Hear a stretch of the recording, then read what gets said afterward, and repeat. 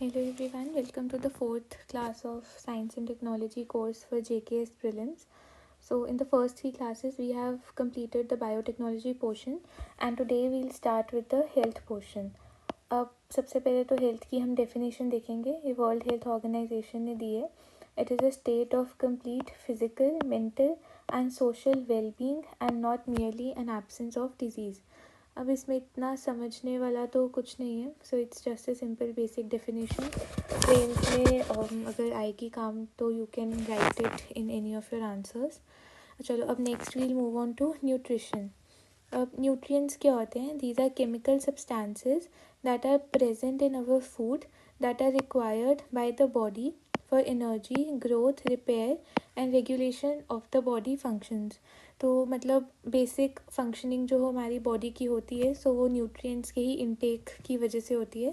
तो we'll understand various type of nutrients.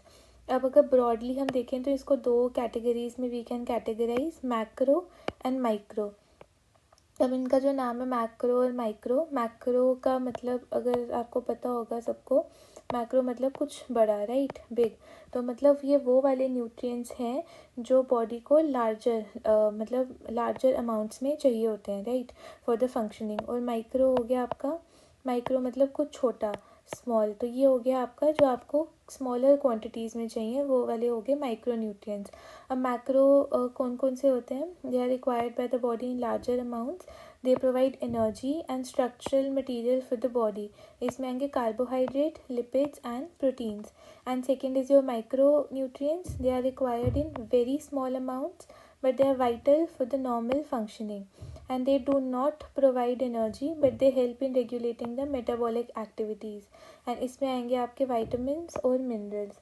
तो जो मैक्रो न्यूट्रिएंट्स होते हैं उनका बेसिक फंक्शन होता है टू प्रोवाइड पावर, और जो माइक्रो न्यूट्रिएंट्स होते हैं उनका फंक्शन होता है basically to give protection, right. तो और इनका दूसरा था कि कितने अमाउंट में रिक्वायर्ड होते हैं. तो जो ज़्यादा अमाउंट में रिक्वायर्ड होते हैं वो होते हैं macro nutrients like your carbohydrate, proteins and fats. और जो कम अमाउंट में रिक्वायर होते हैं वो होते हैं माइक्रो न्यूट्रिएंट्स जैसे वाइटामिन एंड मिनरल्स. अब आएंगे आपके कार्बोहाइड्रेट. कार्बोहाइड्रेट्स क्या होते हैं? Organic compounds are made up of carbon, hydrogen and oxygen. They can be broken down into glucose which provides energy to our body. Example, glucose, starch, sugar and cellulose. अब carbohydrates की classification होती है of two types, right, monosaccharides and disaccharides and even polysaccharides. Three types of carbohydrates. तो अभी तक हमने क्या समझा कि कार्बोहाइड्रेट्स जो होते हैं they are made up of, इनका बेसिक यूनिट क्या है? कार्बन, हाइड्रोजन और ऑक्सीजन के बने हुए हैं. और ये बॉडी में जाके they break down into glucose which provides energy to our body.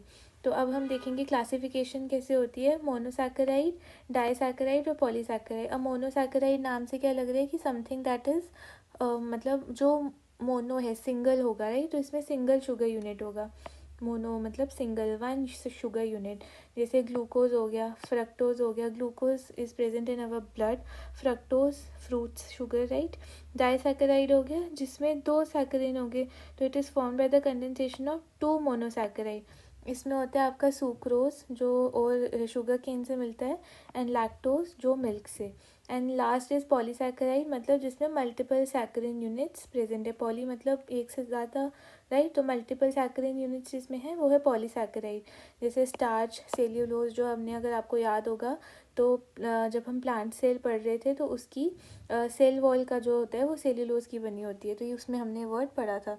और स्टार्च कहाँ से आता है? स्टार्च आता है हमें पोटैटो, राइस, इन सब से अवेलेबल होता है, राइट. अब ये हो गया हमारा कार्बोहाइड्रेट, मैक्रो न्यूट्रिएंट. अब दूसरा इंपॉर्टेंट मैक्रो न्यूट्रिएंट जो है that is required by our body to function in larger amounts, वो है फैट. अब फैट्स क्या होते हैं? Fats are organic compounds that are made up of carbon, hydrogen and oxygen but with less oxygen as compared to carbohydrates. ठीक है, क्या बोलना है आपने कि ऑर्गेनिक कंपाउंड्स होते हैं जी, ये भी कार्बोहाइड्रेट्स की तरह ही कार्बन, हाइड्रोजन और ऑक्सीजन के ही बने होते हैं, but they have lesser oxygen as compare to carbohydrates. And मैंने क्या बोला था कि मैक्रोन्यूट्रिएंट सबका मेन फंक्शन हमें पावर देने का, ये पावर मतलब एनर्जी, तो ये भी एनर्जी ही प्रोवाइड करते हैं. They insulate the body and they help the body to absorb fat soluble vitamins. अभी हम वाइटामिन्स पढ़ेंगे तो उसमें आई विल एक्सप्लेन कि फैट सॉल्युबल और वाटर सॉल्युबल क्या होते हैं. अच्छा, एक और बात, एक तो हमने फैट में डिफरेंस देखा फैट और कार्बोहाइड्रेट्स में कि दोनों कार्बन हाइड्रोजन ऑक्सीजन के बने होते हैं, but the oxygen concentration is much lesser fats में एज़ कम्पेयर टू कार्बोहाइड्रेट.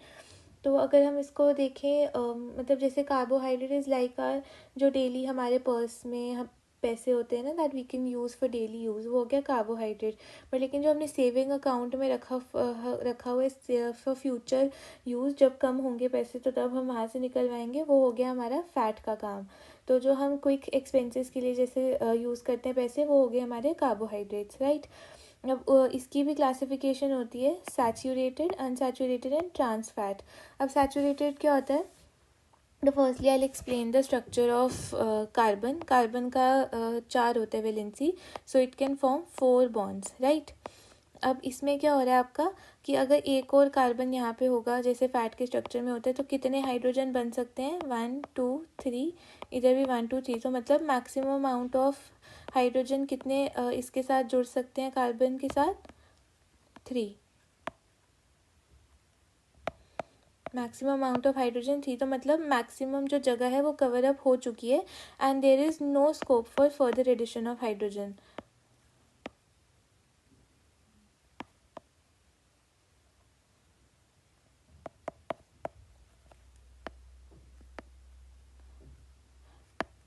तो ये अब सैचुरेट हो चुके हैं and it can not be alter, तो इनको हम बोलते हैं सैचुरेटेड फैटी एसिड्स, ठीक है. और दूसरा क्या होता है? दूसरा हो गया हमारा अनसैचुरेटेड फैटी एसिड्स. उसमें क्या होता है? उसमें डबल बॉन्ड बनता है, ठीक है. इधर 2 इधर भी 2, तो अगर ये डबल बॉन्ड टूट जाए तो वी हैव द पॉसिबिलिटी ना कि यहाँ पे हम एक और हाइड्रोजन अभी ऐड कर सकते हैं, तो ये हो जाएगा आपका अनसैचुरेटेड, कि मतलब अभी पॉसिबिलिटी है.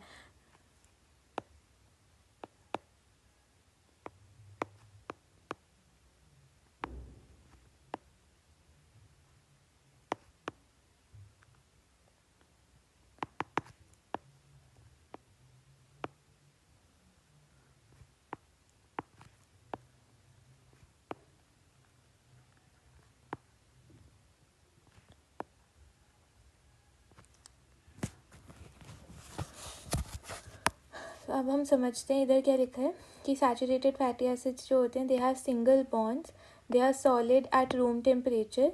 एग्जाम्पल बटर, घी, चीज़, ठीक है ना. ये सब आपको पता होगा कि रूम टेम्परेचर पे they are present in solid form, butter, ghee, cheese. और ये क्या करते हैं, इनका यूज़ तो नहीं है but it's disadvantage, they increase LDL. LDL is bad cholesterol. अभी हम आगे कोलेस्ट्रॉल पढ़ेंगे तो हम पढ़ेंगे 2 टाइप के कोलेस्ट्रॉल होते हैं, बैड एंड गुड. तो जो बैड वाला है वो आपका सैचुरेटेड, तो आप जितना बटर, घी, चीज़, तभी तो कहते हैं कि it's not good for health, इसीलिए क्योंकि ये हमारे बॉडी में बैड कोलेस्ट्रॉल बढ़ाते हैं and they raise the risk of heart disease. दूसरा आएगा आपका unsaturated fatty acid. Unsaturated fatty acids में they have more than one double bond, ठीक है. जैसे इसमें सिंगल बॉन्ड प्रेजेंट था सैचुरेटेड में, इसमें डबल बॉन्ड होता है, ठीक है. So and they are liquid at room temperature. ये कौन से हो गए आपके? जैसे ऑलिव ऑयल, एवोकाडो, ठीक है.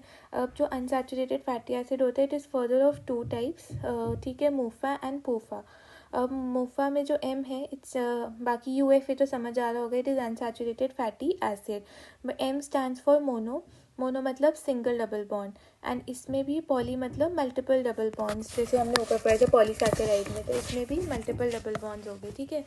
अब ये होता है आपका ओमेगा 3 फैटी एसिड में. ये हमें कहाँ से मिलता है? From fishes.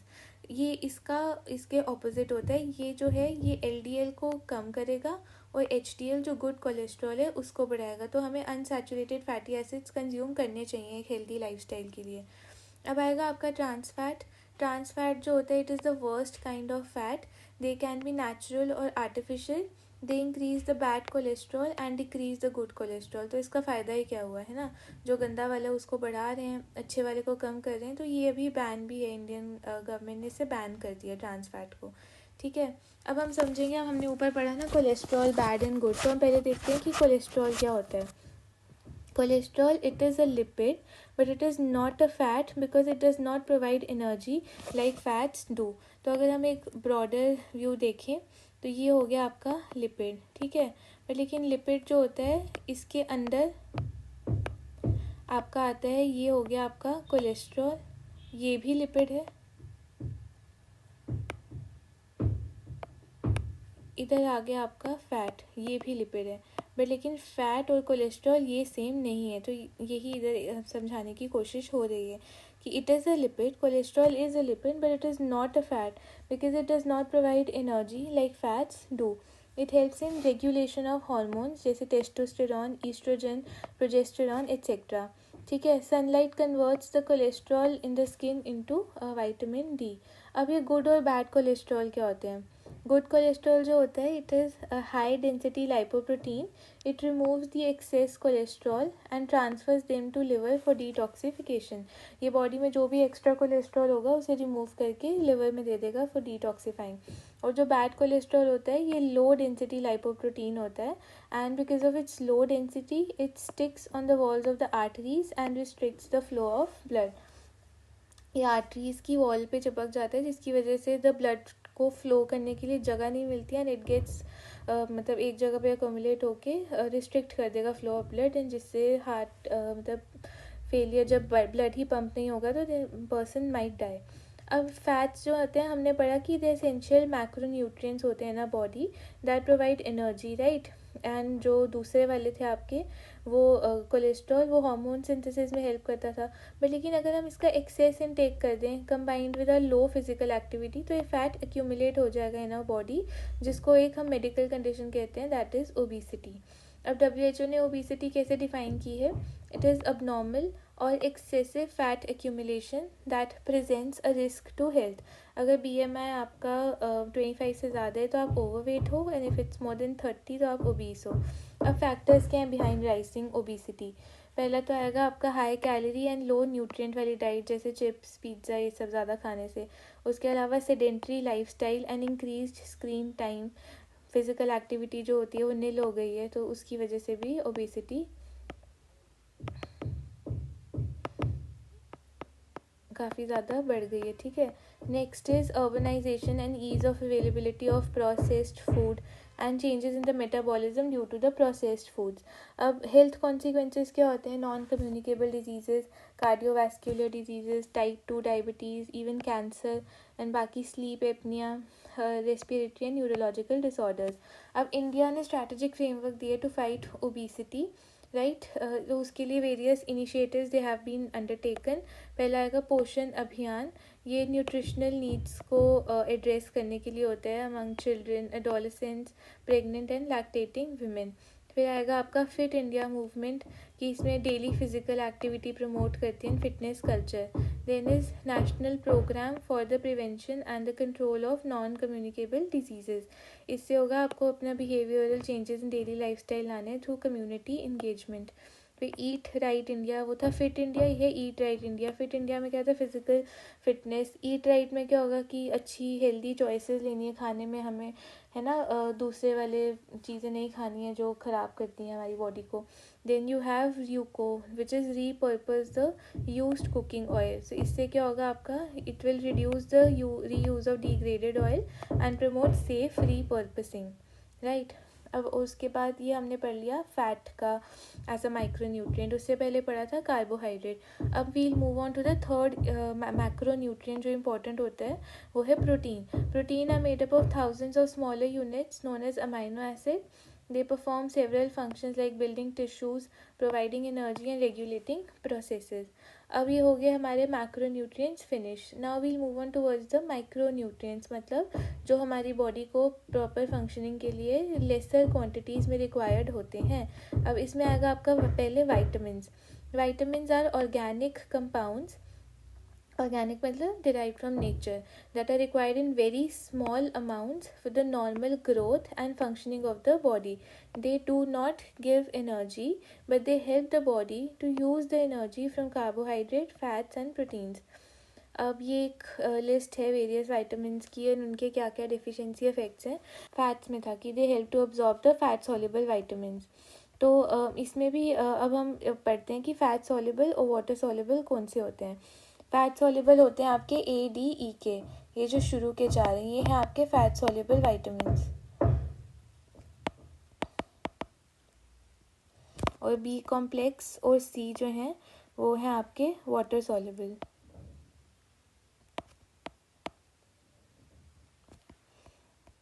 अब आप इसमें मेनली इम्पॉर्टेंट है कि आप इनके डेफिशिएंसी इफेक्ट्स कर लो, कि हो सकता है वो मैचिंग में पूछ लें MCQ में। उसके अलावा नाम हो तो वो भी ठीक है। A का इट्स रेटिनॉल, इन ये मेजर फंक्शन होता है इसका इन vision, immunity and growth and night blindness जो होती है वो इसकी सबसे मतलब इम्पॉर्टेंट डेफिशिएंसी डिजीज़ है।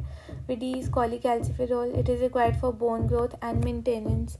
इससे होता है rickets and osteomalacia. There is nothing to explain here, you can go through it once कि आपको बताओ किससे क्या होता है, राइट। फिर नेक्स्ट आएगा सेकंड जो आपका एसेंशियल माइक्रो न्यूट्रिएंट है वो है मिनरल्स।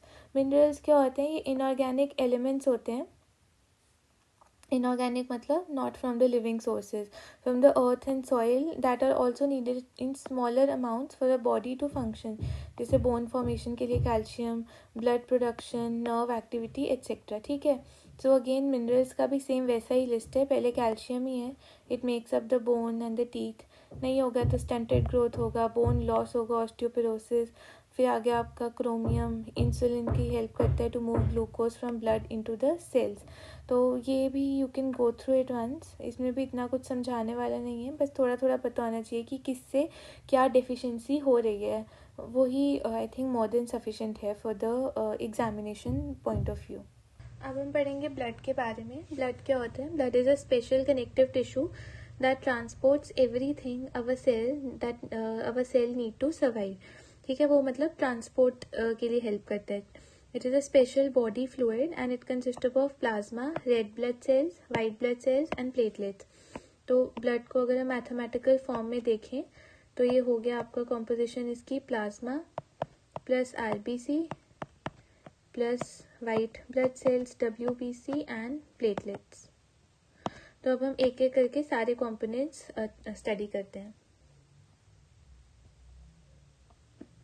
प्लाज्मा क्या होता है, आपने बोलना है कि plasma is a liquid part which is pale yellow in colour and ये it acts as a vehicle जो ट्रांसपोर्ट करेगा पैसेंजर्स को all throughout the bloodstream. Passengers क्या हो गए इस केस में, सेल्स हो गए या कोई भी सब्सटेंसेस, ठीक है। तो अब इधर भी पढ़ लेते हैं क्या लिखा है। Plasma is a pale yellow fluid mainly water, it contains proteins, salts, hormone, enzymes and antibodies. It mainly transports nutrients, waste products and hormones.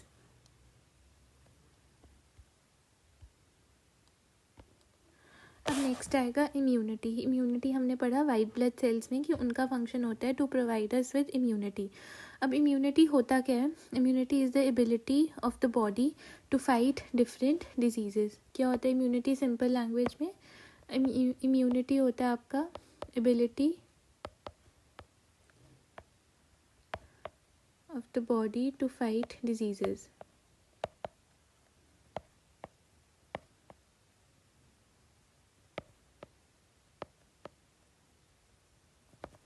अब इधर देखते हैं क्या लिखा है। Every day we are exposed to a large number of infectious agents. However, only a few of these exposures result in disease. This is due to the fact that our body is able to defend itself from most of the foreign agents. This overall ability of the host to fight the disease-causing organism conferred by the immune system is called as the immunity. अब next आएगा, इतना ज़्यादा नहीं, बस it is the ability of a body to fight diseases. अब there are 2 types जो हमने ऊपर भी पढ़ी थी, इनेट एंड एक्वायर्ड। अब थोड़ा इनको अच्छे से पढ़ते हैं। इनेट क्या होता है आपका, इसको नेचुरल भी कहते हैं एंड नॉन स्पेसिफिक भी कहते हैं। नेचुरल इसीलिए कहते हैं क्योंकि ये प्रेजेंट होती है at the time of birth, हमें कोई आउटसाइड सोर्स नहीं लाना है। नॉन स्पेसिफिक क्यों कहते हैं कि ये पैथोजन स्पेसिफिक नहीं है, ये जनरल इम्यूनिटी होती है, ठीक है। अब इसके अंदर पढ़ते हैं। It is the first line, अगर चलो हम सिंपल पहले समझाती हूँ। जैसे एक फोर्ट है ना, तो फोर्ट को हम रिलेट करते हैं, fort is like a body. तो जब अटैक होता है किसी फोर्ट पर, किसी भी दूसरी आर्मी का, एंड हमारी बॉडी के केस में हो गए वो pathogens like right bacteria virus वगैरह का जब अटैक हुआ तो जो फर्स्ट लाइन ऑफ डिफेंस है उस फोर्ट को प्रोटेक्ट करने के लिए वो क्या होगी, वो होगी अपने गेट्स ऐसे बनाए होंगे जो पेनिट्रेट ना हो सकें इजीली, या वॉल्स हमने हाई वॉल्स बनाई होंगी राइट, जिससे मुश्किल हो अंदर आना फोर्ट के अंदर, तो वो हो गया आपका इनेट इम्यूनिटी. तो it is the first line of defence, the protection you are born with. It acts immediately against all kind of pathogens in a general way. ठीक है, इसलिए नॉन स्पेसिफिक वाला हो गया general. Features: it is present from birth, it acts quickly within minutes or hours. Non-specific: it acts against all the pathogens in the same way. No memory, it does not improve upon repeated exposure. अब innate immunity में 4 types of barrier होते हैं जो हमें protect करते हैं from these pathogens. अब वो क्या क्या हैं, तो सबसे पहले हम देखेंगे फिजिकल बैरियर्स. फिजिकल बैरियर्स हो गए हमारा स्किन, म्यूकोजा वगैरह जो ब्लॉक करते हैं the entry of the microbes to enter inside our body. तो skin on our body is the main barrier which prevents the entry of micro organisms. Mucus membrane also helps in trapping microbes from entering our body. फिर आएगा आपका physiological barriers. Physiological क्या होता है, physiology होता है जो नॉर्मली मैकेनिज्म्स हो रहे हैं हमारी बॉडी में, वो हो गया फिजियोलॉजी. तो फिजियोलॉजिकल बैरियर्स मतलब जो नॉर्मल फ्लूइड्स या जो भी प्रेजेंट है हमारी बॉडी में वो हमें कैसे प्रोटेक्ट करेगा. तो एसिड हो गया स्टमक में, सलाइवा हो गया, टीयर्स हो गए, ये सारे जो होते हैं ये ईदर दे किल और they inhibit the growth of the microbes. तो उससे भी हमें इम्यूनिटी प्रोवाइड होगी. फिर नेक्स्ट आएगा आपका सेल्यूलर बैरियर. सेल्यूलर बैरियर में आएंगे आपके वाइट ब्लड सेल्स, बट सारे वाइट ब्लड सेल्स नहीं, ओनली और न्यूट्रोफिल्स एंड मैक्रोफेजेस. वो क्या करते हैं, न्यूट्रोफिल्स जो होते हैं वो तो फर्स्ट रिस्पॉन्डर्स हैं. जब भी कोई फॉरेन आएगा बॉडी तो सबसे पहले neutrophils will come and react. और उसके अलावा जो मैक्रोफेजेस हैं, तो हम वर्ड ब्रेक डाउन करेंगे मैक्रो एंड फेजेस.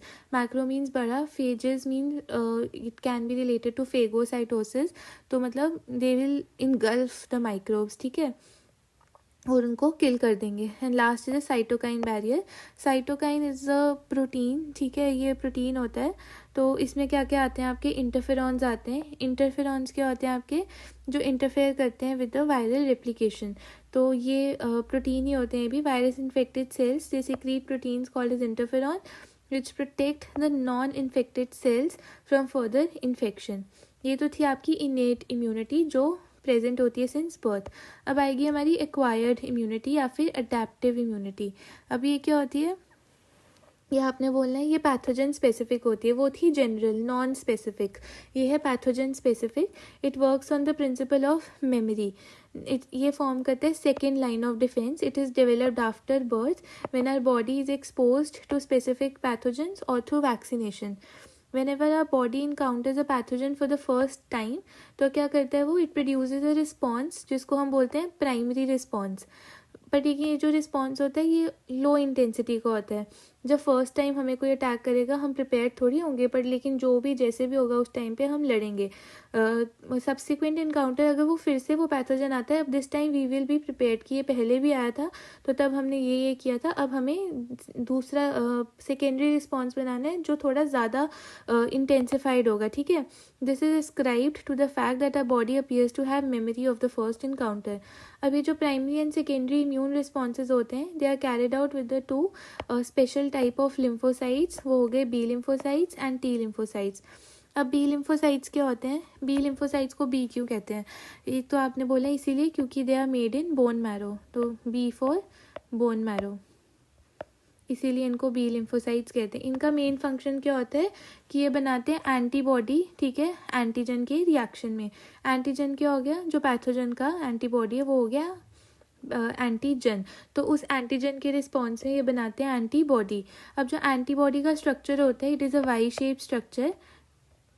ये आ गया, ये वाई शेप स्ट्रक्चर है एंटीबॉडी का.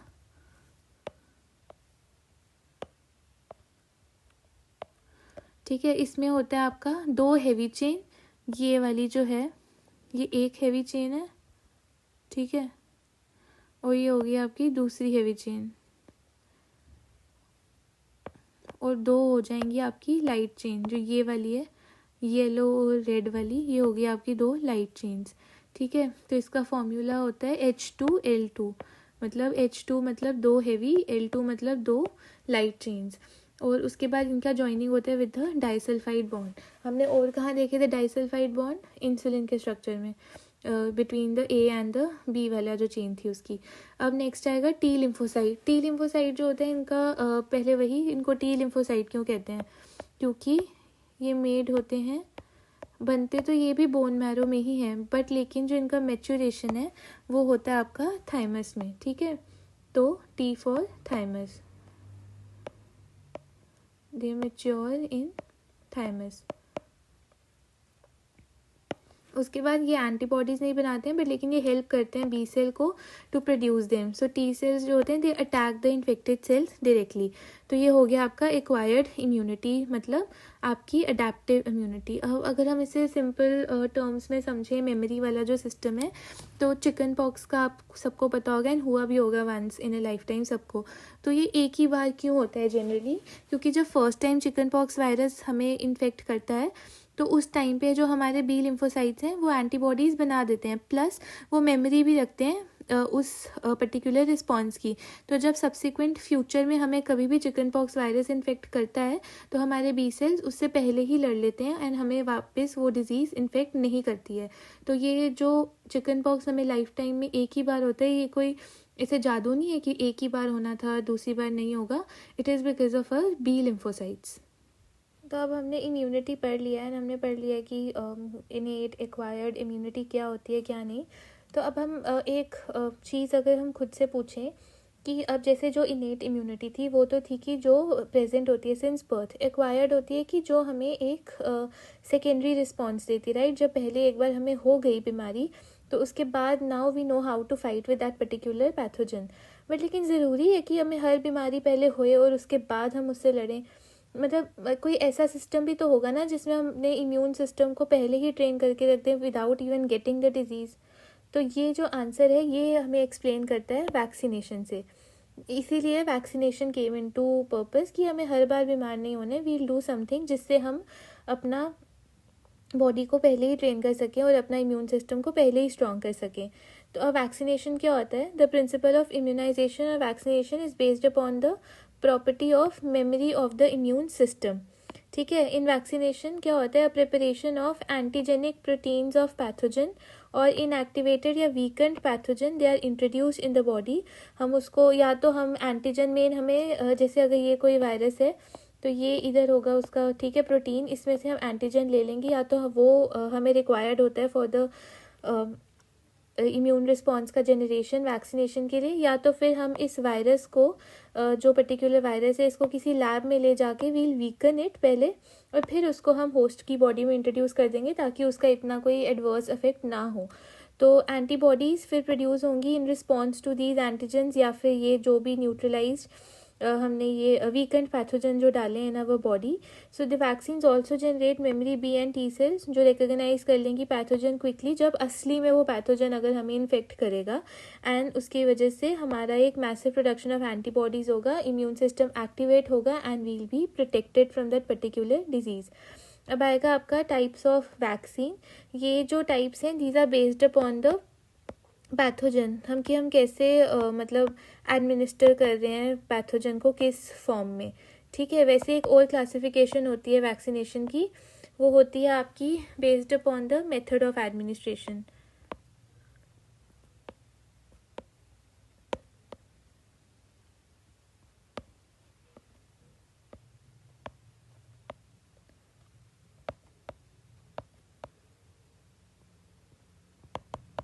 राइट, वो होती हैं आपकी इंट्रामस्क्यूलर अगर हम किसी मसल में दे रहे हैं, इंट्रावेनस जब हम वेन में दे रहे हैं, ठीक है। उसके बाद भी है सबक्यूटेनियस। सबक्यूटेनियस हो गया आपका जो हम फैट लेयर में दे रहे होते हैं, ठीक है, वो हो गई आपकी सबक्यूटेनियस। फिर हो गया आपका नेज़ल। नेज़ल वैक्सीन आपको सिर्फ इनहेल करनी होती है। एंड एक होती है आपकी ओरल। ओरल में मतलब जैसे सबसे पॉपुलर पोलियो का आपने सुना होगा, 2 बूंद ज़िंदगी की, तो वो ओरल जो वैक्सीन है वो पोलियो वैक्सीन है, ठीक है, ड्रॉप्स दे दिए। अब नेक्स्ट आएगा कि ये है बेस्ड अपॉन द पैथोजन, हम पैथोजन को किस फॉर्म में दे रहे हैं, तो ये हैं उसकी टाइप्स, ठीक है। फर्स्ट से पहले आएगी live attenuated vaccine. Live attenuated vaccine में क्या होता है कि हम जो वायरस है, ठीक है, जो मतलब इन्फेक्शियस जो भी पैथोजन है, राइट, वायरस ही स्पेशली, तो वील टेक इट एंड हम इसको लैब में लेबोरेटरी में under conditions we'll weaken it, कि वो जाके जब हम उसको बॉडी में वापस डालेंगे तो वो वहाँ जाके सिर्फ एक इम्यून रिस्पॉन्स जो रिक्वायर्ड है वही जनरेट करे, बट लेकिन डिजीज़ ना जनरेट करे, right. It contains weekend form of pathogens, but लेकिन इसमें रिस्क ये होता है कि हम जो पैथोजन ऑल्दो वो वीकेंड फॉर्म में डाल रहे हैं, बट लेकिन उसका अगर कोई इम्यूनो कॉम्प्रोमाइज पेशेंट है, इम्यूनो कॉम्प्रोमाइज मतलब जिसका इम्यून सिस्टम कॉम्प्रोमाइज है, जैसे ओल्ड एज में हो गया, या फिर HIV के पेशेंट्स होंगे जिसमें इम्यून सिस्टम वीक होता है एंड इतना मतलब नहीं होता है able to fight the diseases, तो उनमें जब हम लाइव एटीन्यूएटेड वैक्सीन देंगे तो वो एक्चुअली उतना डिजीज़ कॉज कर देगा एंड वो मतलब उसकी वजह से प्रॉब्लम्स आ सकती हैं। जब डिजीज़ ही होगी तो बंदा बीमार ही हो जाएगा, बट लेकिन अगर हम नॉर्मल यंग लोगों में ये डाल रहे हैं एंड नॉन HIV पेशेंट्स में, तो it will produce a stronger and a longer lasting immunity, क्योंकि हम एक वो रियल पैथोजन डाल रहे हैं। तो जब हम तब रियल कंडीशंस में जब हम अपने आप को वो ग्राइंड करेंगे, तो नेक्स्ट टाइम जब भी वो वायरस हमें अटैक करेगा तो we will be able to fight better, ठीक है। तो उसके बाद फिर नेक्स्ट आएगा आपका इनएक्टिवेटेड या डेड वैक्सीन। इसमें क्या होता है कि हम जो पैथोजन है जो इन्फेक्ट करता है उसका हम इनएक्टिवेटेड फॉर्म जो है या किल्ड फॉर्म ऑफ पैथोजन वो पर्सन के अंदर इंजेक्ट करेंगे। अब हमने क्योंकि ये जो था लाइव एटीन्यूएटेड वैक्सीन, इसमें क्या प्रॉब्लम आ रही थी इम्यूनो कॉम्प्रोमाइज पेशेंट की, क्योंकि वो अलाइव था, तो इसमें उन्होंने सोचा कि अगर हम डेड फॉर्म में डालेंगे तो maybe it would be better, but लेकिन उससे क्या हुआ कि it does not provide stronger immunity as जो लाइव एटीन्यूएटेड वैक्सीन दे रही थी, उनका इम्यून रिस्पॉन्स बहुत स्ट्रॉन्ग था, बट इसका although the virus is dead, but लेकिन इम्यून रिस्पॉन्स इतना स्ट्रॉन्ग नहीं है। तो इसमें क्या होता है कि बूस्टर डोजेज लेनी पड़ती हैं पेशेंट को, राइट, मतलब एक से नहीं फ़र्क पड़ेगा क्योंकि इतना स्ट्रॉन्ग इम्यून रिस्पॉन्स नहीं होगा, तो बूस्टर डोजेज आर रिक्वायर्ड। अब third is the viral vector vaccine. Viral vector vaccine क्या होता है कि उसमें तो था कि हम वही पैथोजन दे रहे थे, राइट, जिससे हमें हो रही है बीमारी। इसमें हम कोई और थर्ड वायरस ले रहे हैं, बट लेकिन हम साथ में लेंगे genetic material of the target virus, ठीक है। जैसे कोविड की जो वैक्सीन थी कोविशील्ड और स्पुतनिक, वो इन्हीं दोनों वो इसी वायरल वेक्टर वैक्सीन पर ही बेस्ड थी। एंड ये जो वायरल वेक्टर वैक्सीन है वी कैन से दैट कि ये जो दोनों की प्रॉब्लम्स है live attenuated and inactivated vaccine, उनको कंबाइन मतलब उनको सॉल्व एड्रेस करने के लिए था कि एक तो हमने इसमें कम्प्लीटली डिफरेंट वायरस ले लिया जो हमारी बॉडी के लिए हार्मलेस होगा। ऐसा नहीं कि कोई भी वायरस उठा लिया, एक हार्मलेस वायरस उठाया जिसका मतलब हमारी बॉडी पे इतना असर नहीं पड़ेगा बीमारी का, वो लिया। प्लस हमने जेनेटिक मटेरियल लिया टारगेट वायरस का, जिससे हमें इम्यून रिस्पॉन्स जनरेट करना है अपनी बॉडी में, राइट, जिससे बचना है हमें, वो लिया। और हमने एज अ वेक्टर किसको लिया, एक हार्मलेस वायरस को लिया, और उस वेक्टर के अंदर हमने वो अपने टारगेट वायरस का जेनेटिक मटेरियल इनकॉर्पोरेट करके फिर उसको वैक्सीन फॉर्म में अपने आप को दिया। तो इससे क्या होगा, स्ट्रॉन्गर इम्यूनिटी बनेगी और ये सेफ भी है और ये जल्दी भी फास्टर टू डेवलप है। एग्जाम्पल कोविशील्ड एंड स्पुतनिक, ठीक है। नेक्स्ट आएगा आपका रिकॉम्बिनेंट वैक्सीन। अब रिकॉम्बिनेंट वैक्सीन क्या होता है, अभी तक जो हमने तीनों वैक्सीन्स पढ़ी, live attenuated, inactivated and viral vector, इन सब में एक चीज़ कॉमन थी कि वी वर यूजिंग वायरस। अब जो रिकॉम्बिनेंट वैक्सीन है ना, इसमें वायरसेस आर नॉट यूज्ड। इसमें हम क्या लेते हैं, प्लाज्मिड लेते हैं एज अ कैरियर व्हीकल, ठीक है। प्लाज्मिड जो होता है, if you remember first class में मैंने पढ़ाया था, प्लाज्मिड जो होता है ये एक्स्ट्रा क्रोमोसोमल DNA होता है बैक्टीरिया में, जिसकी सेल्फ रेप्लिकेटिंग वाली प्रॉपर्टीज़ होती हैं। तो इसको हम एज अ कैरियर यूज़ करते हैं और इसके अंदर हम डालते हैं वही जो एंटीजन होगा ऑफ द टारगेट जो भी होगा, एंड उसको हम दे देते हैं to the person. Example hepatitis B vaccine, ये हो गया हमारा रिकॉम्बिनेंट वैक्सीन। और रिकॉम्बिनेंट वैक्सीन हम कह सकते हैं कि रिकॉम्बिनेंट DNA टेक्नोलॉजी से मिलता जुलता है। फिर नेक्स्ट आएगा आपका mRNA वैक्सीन। अब mRNA वैक्सीन में क्या होता है, इसमें भी एक तो पहले वी डोंट यूज़ वायरस, जो ये वाली दो हैं इनमें वायरसेस आर नॉट यूज, बाकी जो तीन थी उनमें वायरस वॉज यूज। इसमें हम क्या करते हैं कि mRNA यूज़ करते हैं to instruct the cells to produce immune response. अगर आपको याद होगा तो DNA से बनता है mRNA और mRNA से बनता है प्रोटीन्स, तो ये वही है। तो हम इसमें से ये वाला स्टेप ले रहे हैं, mRNA ले रहे हैं। mRNA क्या करेगा, जाके mRNA वहाँ से जाके उसके वो mRNA is like a blueprint ना, कि वो बताएगा कि कौन सा प्रोटीन बनाना है कौन सा नहीं, है ना। mRNA प्रोटीन फॉर्मेशन के लिए हेल्प करता है ना, तो वहाँ पे वो जाएगा और फिर वो हम mRNA इसीलिए इंस्ट्रक्ट करेंगे क्योंकि it will be like a blueprint to build that foreign protein of that particular जो भी पैथोजन होगा या फिर कोई भी सेल होगा, ठीक है ना। तो उसकी वजह से फिर प्रोटीन मॉलिक्यूल्स क्या करेंगे, अब प्रोटीन बन गया, अब प्रोटीन मॉलिक्यूल्स क्या करेंगे, they will stimulate N immune response. फिर वो इम्यून रिस्पॉन्स करेंगे जो हमारी बॉडी को टीच करेगा how to be effective and destroy the corresponding जो भी पैथोजन होगा, ठीक है। ये भी कोविड-19 में mRNA vaccine were very prevalent, जैसे फाइजर, मॉडर्ना। अभी रिसेंटली एक न्यूज़ है कि रशिया ने ऑन्कोलिटिक वैक्सीन इंटेरोमिक्स डेवलप की है using the personalised mRNA cancer vaccine technique से, ठीक है। तो इसमें ऑन्कोलिटिक वायरस क्या होते हैं, ऑन्कोलिटिक वायरस वो वायरस होते हैं जिनको हम जेनेटिकली इंजीनियर करते हैं जो कैंसर सेल्स को किल कर सकें।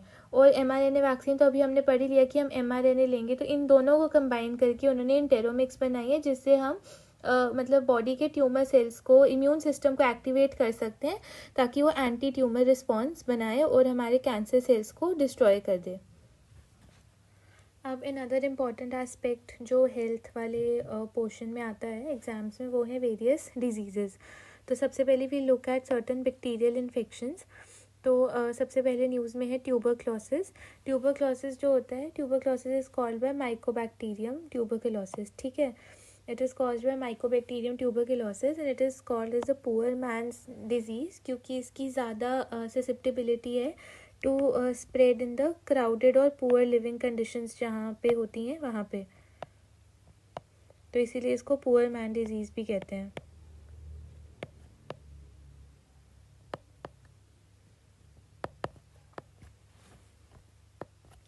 It affects the lungs, but लेकिन it may also spread to bones, joints, and it is spread through droplet infection. अगर आपने छींक कर दी या खांसी कर दी या इवन स्पिट कर दिया, तो वो जो ड्रॉपलेट्स होते हैं with bacteria, they are released in the air, and फिर जब आपके सामने आसपास जो बंदा है, जब वो ड्रॉपलेट्स एयर से ब्रीथ करेगा तो वो उसमें भी स्प्रेड हो जाएंगे, तो इसे हम कहते हैं spreads through droplet infection.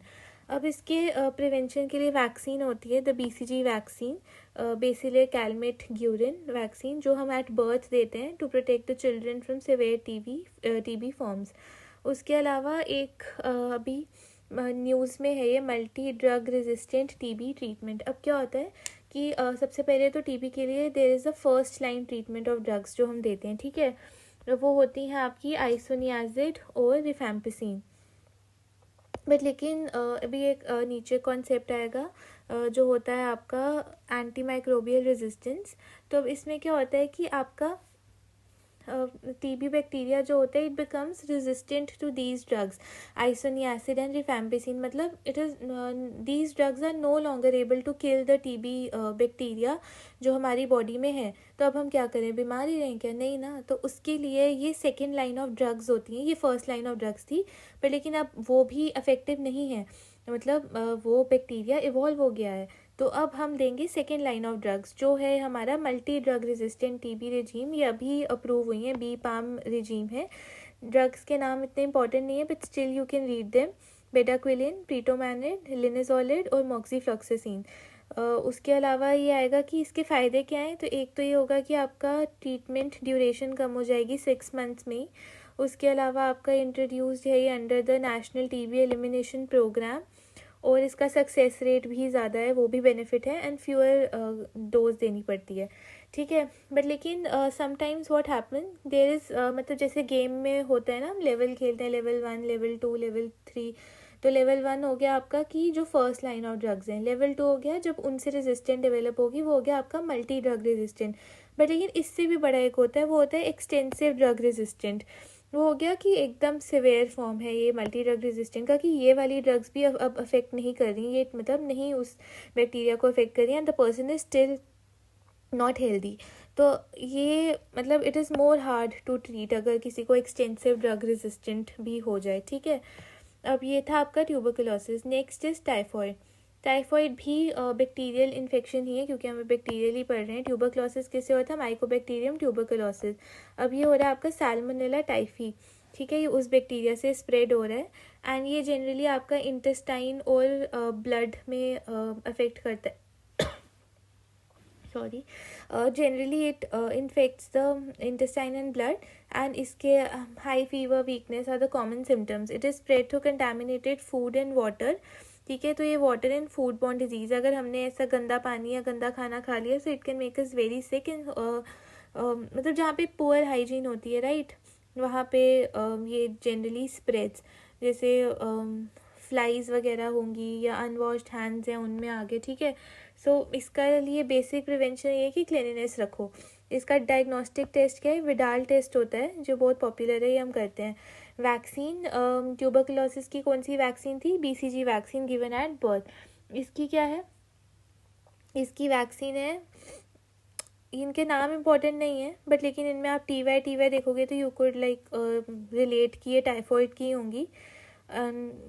Type बार TCV TY21A, नाम नहीं इम्पोर्टेंट है, बस ये याद रखना कि ये TY दिखेगा तो ये इसी की होंगी, ठीक है। मतलब और इसमें हम और बाकी ये तो वैक्सीन होगी। और प्रिवेंशन के लिए अब जब मैंने बोला क्लिनिनेस है तो अच्छा पानी, अच्छा खाना, हैंड हाइजीन मेंटेन रखो, स्ट्रीट फूड थोड़ा अवॉइड करो क्योंकि यहाँ पे मक्खियाँ वगैरह होती, ठीक है। तो टाइफॉइड कैन बी प्रिवेंटेड। अब नेक्स्ट आएगा ट्रकोमा। ट्रकोमा न्यूज़ में इसीलिए है क्योंकि रिसेंटली इंडिया को WHO सर्टिफिकेट मिला है of elimination of trachoma as a public health problem. ये भी एक बैक्टीरियल डिजीज़ है जो क्लेमाइडिया ट्रकोमाइटिस से होती है, and it is spread by contact और फ्लाइज से। और इसमें होता कि आपका इरिवर्सिबल ब्लाइंडनेस हो जाती है। उसके अलावा नेक्स्ट जो बैक्टीरियल डिजीज़ है वो है हमारी लेप्रोसी। लेप्रोसी किससे होता है? माइकोबैक्टीरियम से होता है, बस इतना ही, माइकोबैक्टीरियम लेप्रे नाम होता है। और हमने माइकोबैक्टीरियम कहाँ पढ़ा? ऊपर ही पढ़ा, ट्यूबरकुलोसिस में, ठीक है। नेक्स्ट आएगा आपका निमोनिया। निमोनिया किससे होता है? स्ट्रेप्टोकोकस से होता है और ये लंग्स को अफेक्ट करता है।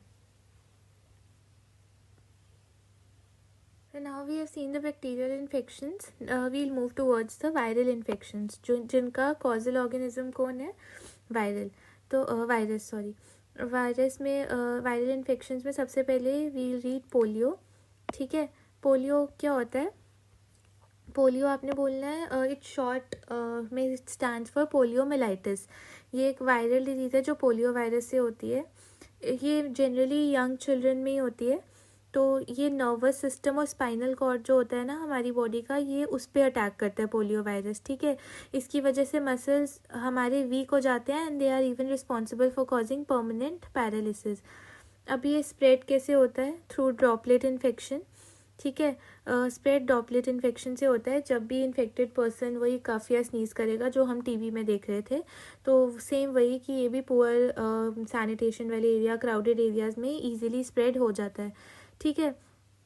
ये I told you nervous system और स्पाइनल कॉर्ड को अफेक्ट करता है, जिसकी वजह से मसल वीकनेस एंड पैरालिसिस हो जाती है, ठीक है।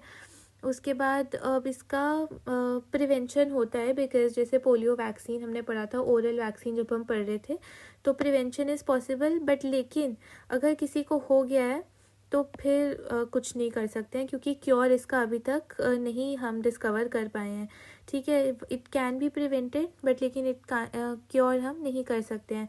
और इंडिया को पोलियो फ्री डिक्लेयर कर दिया था WHO ने 2014 में, तो अभी 11 साल हो गए हैं इस बात को। सो अभी तक हम पोलियो फ्री हैं। एंड इसमें वो पल्स पोलियो कैंपेन थी जिसमें हेल्थ वर्कर्स ने ओरल पोलियो वैक्सीन घर घर जाके हर बच्चे को दी थी जो 5 ईयर्स से छोटे थे। तो it played a crucial role in eradicating polio from India. अब दूसरी वायरल इन्फेक्शन है हेपेटाइटिस। हेपेटाइटिस आपको वही वर्ड ब्रेकडाउन हर जगह प्लीज़ करना, it will be helpful in solving the MCQs। अब आइटिस जहाँ पे भी होता है उसका मतलब होता है इन्फ्लेमेशन, तो लिवर का इन्फ्लेमेशन हेपेटाइटिस, ठीक है। अब हेपेटाइटिस जो होता है ये मेनली 5 टाइप्स का होता है, ABCDE, ठीक है। तो अब जो A वाला होता है हेपेटाइटिस A एंड B, इनकी वैक्सीन अवेलेबल हैं। बट लेकिन जो सी है it does not have any vaccine. और हेपेटाइटिस डी जो है वो उन्हीं पेशेंट्स में होता है जिनको हेपेटाइटिस बी हो चुका है, एंड इसका transmission in the same way as HIV, जैसे सेक्सुअल कॉन्टैक्ट, बॉडी फ्लूइड्स और इन्फेक्टेड नीडल, उन सब तरीके से, ठीक है। और अगर हम स्प्रेड देखें तो जो हेपेटाइटिस ए है आपका वो कंटामिनेटेड फूड एंड वाटर से होगा, जैसे टाइफॉइड में था। फिर जो बी वाला है, बी जो होता है वो आपका स्प्रेड होता है by the blood and body fluid similar to HIV। तो हेपेटाइटिस बी और HIV का सिमिलर होता है। अगेन सी भी वही, ब्लड एंड बॉडी फ्लूइड्स, बस जो ए है वो कंटामिनेटेड फूड एंड वाटर से होते हैं। इवन E1 ई भी कंटामिनेटेड फूड एंड वाटर से होता है। डी वाला सिर्फ उन्हीं को होता है जिनमें हेपेटाइटिस बी हुआ हो, ठीक है। और उसके बाद और इसमें वैक्सीन्स जो होती हैं वो अवेलेबल होती हैं for only A and B, C की अवेलेबल नहीं है, ये हमने पढ़ लिया है। और I think this is more than sufficient. Next आएगा आपका HIV। HIV जो होता है it is caused by a retrovirus. अब रेट्रोवायरस क्या होता है? नॉर्मल जो वायरस होता है वो हमने फर्स्ट क्लास में पढ़ा था कि वो क्या करता है, वो अपना DNA जो होता है वो हमारे बॉडी के DNA के साथ इंटीग्रेट करके फिर उसमें होके फिर आगे वो mRNA और प्रोटीन्स बनाएगा। बट रेट्रोवायरस के केस में, और हाँ, जो DNA से RNA बन रहा है वो था आपका ट्रांसक्रिप्शन। बट रेट्रोवायरस के केस में क्या होता है, रेट्रोवायरस वो वायरस होते हैं जो क्या प्रैक्टिस करते हैं, रिवर्स ट्रांसक्रिप्शन। रेट्रो इधर से ही वर्ड आया है, ठीक है। रिवर्स ट्रांसक्रिप्शन मतलब कि इन जो वायरसेस में आपका जेनेटिक मटेरियल जो होता है वो RNA होता है। पहले वो इस RNA को DNA में कन्वर्ट करेंगे, जो इस प्रोसेस से होता है रिवर्स ट्रांसक्रिप्शन के, एंड देन फिर वही फॉलो होगा जो DNA से mRNA एंड वहाँ से प्रोटीन, ठीक है। तो HIV जो होता है ये एक रेट्रो वायरस है, ठीक है। It affects the immune system, हमारी बॉडी के डिफेंस सिस्टम को ये अफेक्ट करता है due to the reduction in WBC, ये हम ऊपर पढ़ चुके हैं, ठीक है। अब ये करता क्या है, ये वाइट ब्लड सेल्स को डिस्ट्रॉय करता है जो हमें इन्फेक्शन से प्रोटेक्ट करते हैं। सो जब ये सेल बॉडी में कम हो जाते हैं तो body is not able to fight the germs easily, तो हम ससेप्टेबल हो जाते हैं टू बीमारी, ठीक है। उसके बाद severe form of HIV leads to AIDS, मतलब सारे जो होते हैं HIV इन्फेक्टेड पीपल उन सब में एड्स नहीं होते, ओनली द सिवियर जो final form of final stage of HIV infection होती है ना, जिसमें immune system is very weak and person easily get other infectious diseases and cancer develop हो जाता है, तो वो जाके एड्स में आता है। स्प्रेड कैसे होता है? ये स्प्रेड होता है थ्रू ब्लड, ठीक है, फ्लूइड जैसे मदर टू फीटस, उसके बाद सीमेन, वेजाइनल फ्लूइड्स, उनसे होता है। बाकी देयर इज़ ऑलवेज मतलब एक नोशन होता है कि इन लोगों से हाथ नहीं मिलाना है, बात नहीं करनी है, तब फैल जाता है, but this is very wrong, ऐसा कुछ नहीं होता है। Body sweat, this is wrongly written, body sweat, saliva, tears, mosquito bite, इन सब से नहीं होता है, ये सिर्फ blood, foetus, semen, vaginal fluid, इन चीज़ों से होता है, ठीक है। उसके बाद प्रिवेंशन के लिए अभी ये करंट अफेयर्स में था कि US के उन्होंने अप्रूव किया HIV प्रिवेंशन ड्रग। ये लॉन्ग नेम देख लेना, may be they can ask, but इतना इम्पोर्टेंट नहीं है, बस HIV प्रिवेंशन ड्रग जो है ये अभी आई है। इट इज़ और इसका जो ये था कि ये रिड्यूस करती है the risk of infection in HIV negative individuals, ठीक है।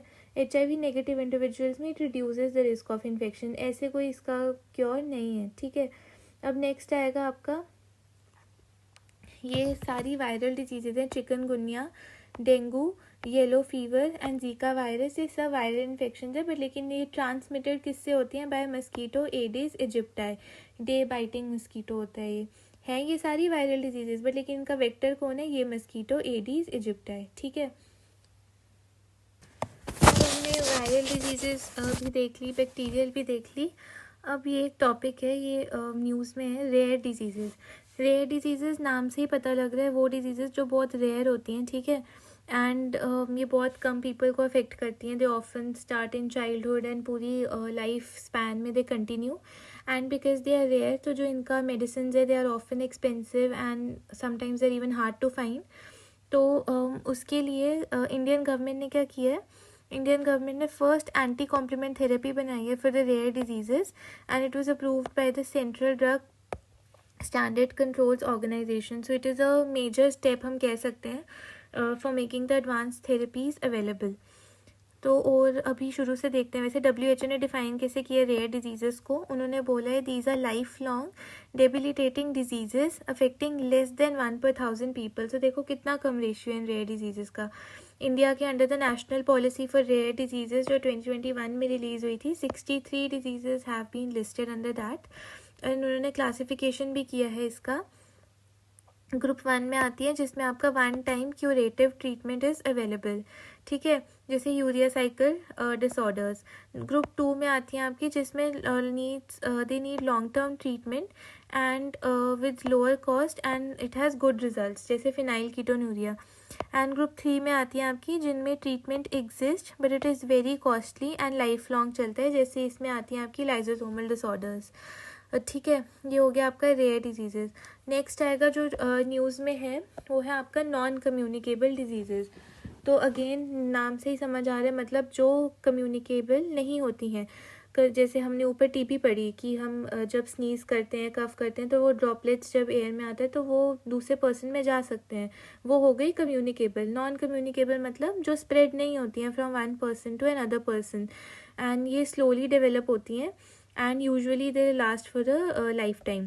तो अब इधर पढ़ लेते हैं क्या लिखा है. क्रॉनिक डिजीजेज होती हैं that do not spread from person to person but they are caused by genetic, lifestyle and environmental factors. इसकी एग्जांपल कौन सी होती हैं जनरली हम देखें तो diabetes, cancer, cardiovascular diseases, we even chronic respiratory diseases जैसे COPD, अस्थमा. ये सब भी नॉन कम्युनिकेबल डिजीजेज में आती हैं. ठीक है, अब इसके कॉजेज़ या रिस्क फैक्टर्स वही जेनेटिक, लाइफस्टाइल, एनवायरमेंटल फैक्टर्स. तो प्रिवेंट कैसे कर सकते हैं. जेनेटिक होगा तो जेनेटिक चेंजेस, लाइफस्टाइल में हमें रेगुलरली वॉक करनी है, बैलेंस डाइट खानी है. ठीक है, तो वो सब इसके हो गए.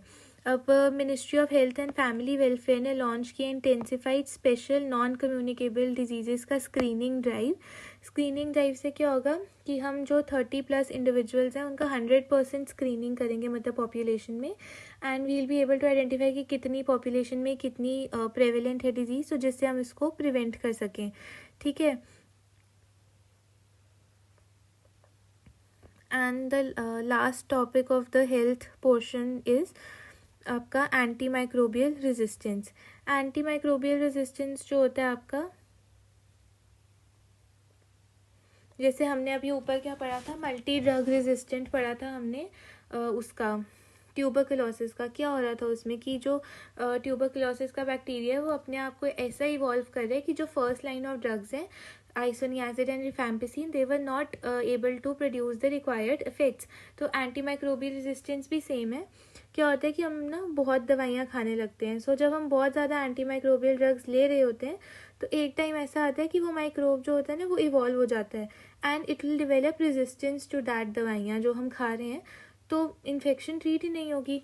तो it occurs in micro organisms, कोई भी हो सकते हैं, bacteria, virus, fungi, parasites, they evolve and they stop responding to antibiotics in case of bacteria, virus में antiviral and anti fungal drugs making infections harder to treat. तो हम मतलब जब कोई दवाइयों का असर ही नहीं पड़ रहा तो how will we treat that person, क्या वो पूरी ज़िंदगी बीमार ही रहे. तो ये बहुत एक कंसर्निंग इशू है. They are caused by the over use of antibiotics. Sometimes क्या होता है कि हमें खुद ही डॉक्टर बनने का शौक होता है, सेल्फ मेडिकेशन, कोई भी बीमारी है चलो जी ये खा लेते हैं, वो खा लेते हैं, without consulting the doctor, proper dosages की इसका इतनी दवाई का डोजेज होता है. कभी कभी क्या होता है कि हमें ना जब हम दवाइयाँ खा रहे होते हैं, सपोज डॉक्टर ने बोले कि इसकी 6 दवाइयाँ खानी है, ठीक है, बट हमें 4 गोलियाँ खा के ही लग रहा होता है चलो यार हमें तो फ़र्क पड़ गया, हम ठीक हो गए, वी स्टॉप एट 4 एंड हम वो 2 नहीं खाते हैं. वो भी एक बहुत बड़ा रीज़न है for the anti microbial resistance. Poor hygiene, livestock farming, ये सब जैसे एंटीबायोटिक्स हम यूज़ करते हैं in livestock and poultry farming. Diclofenac का होता है इन वल्चर्स ना, वो भी मतलब सब एंटी माइक्रोबियल रेजिस्टेंस का ही पार्ट है. अब इसमें ये एक इम्पॉर्टेंट है, it can be asked in MCQs. अगर रेड लाइन अवेयरनेस कैंपेन अगर वो पूछ लें किससे रिलेटेड होता है तो वो आपने बोला एंटी माइक्रोबियल रेजिस्टेंस से रिलेटेड होता है कि it is launch by ministry of health and family welfare and इसका एम क्या होता है इन raising awareness about the dangers of using antibiotics without a prescription. तो ऑल द एंटीबायोटिक पैक्स जो होते हैं ना, उनमें एक रेड लाइन होती है टू रिमाइंड द पीपल कि हमें ये जो मेडिसिन है only with doctors prescription he use करनी है, एंटीबायोटिक का मिसयूज़ नहीं करना है, नहीं तो एंटी माइक्रोबियल रेजिस्टेंस हो जाएगा.